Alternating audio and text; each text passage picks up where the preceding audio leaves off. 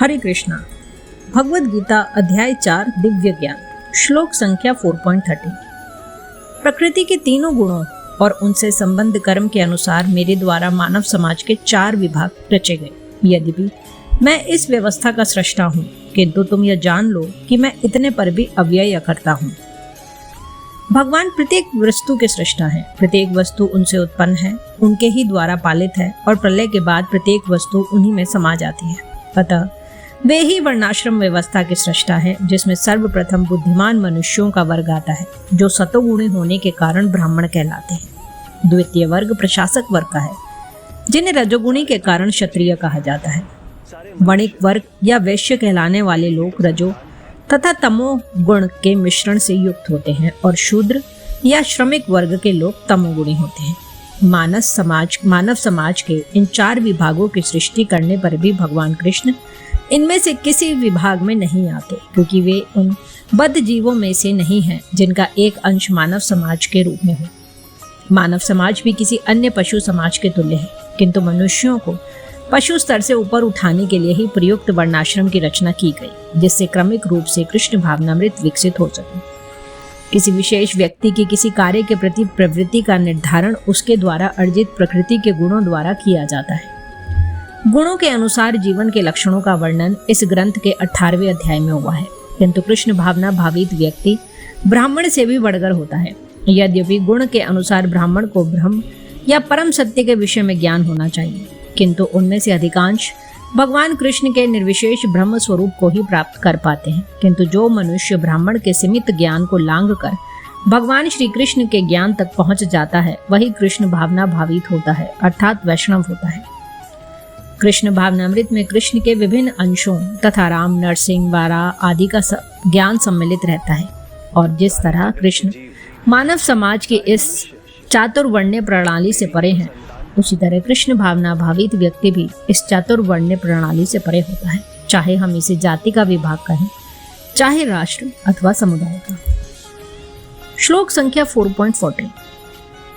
मुझ पर किसी कर्म का प्रभाव नहीं पड़ता, न ही मैं कर्म फल की कामना करता हूँ। जो मेरे संबंध में इस सत्य को जानता है, वह सभी कर्मों के फल के पाश में नहीं बनता।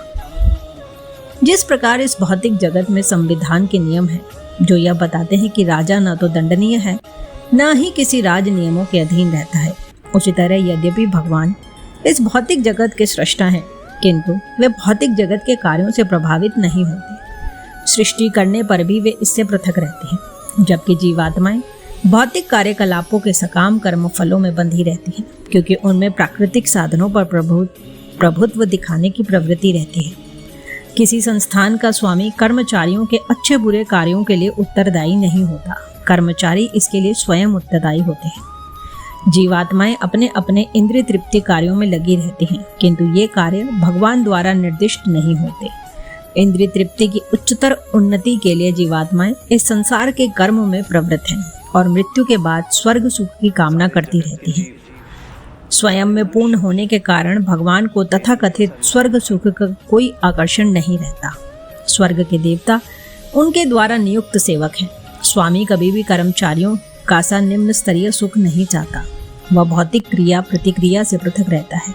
उदाहरणार्थ, पृथ्वी पर उगने वाली विभिन्न वनस्पतियों के उगने के लिए वर्षा उत्तरदायी नहीं है, यद्यपि वर्षा के बिना वनस्पति नहीं उग सकती। वैदिक स्मृति से इस तथ्य की पुष्टि इस प्रकार होती है। भौतिक सृष्टि के लिए भगवान ही परम कारण है, प्रकृति तो केवल निमित्त कारण है, जिससे विराट जगत दृष्टिगोचर होता है। प्राणियों की अनेक जातियां होती हैं, यथा देवता, मनुष्य तथा निम्न पशु, और ये सब पूर्व शुभाशुभ कर्मों के फल भोगने का बाध्य है। भगवान उन्हें ऐसे कर्म करने के लिए केवल समुचित सुविधाएं तथा प्रकृति के गुणों के नियम सुलभ कराते हैं, किंतु वे उनके किसी भूत तथा वर्तमान कर्मों के लिए उत्तरदायी नहीं होते।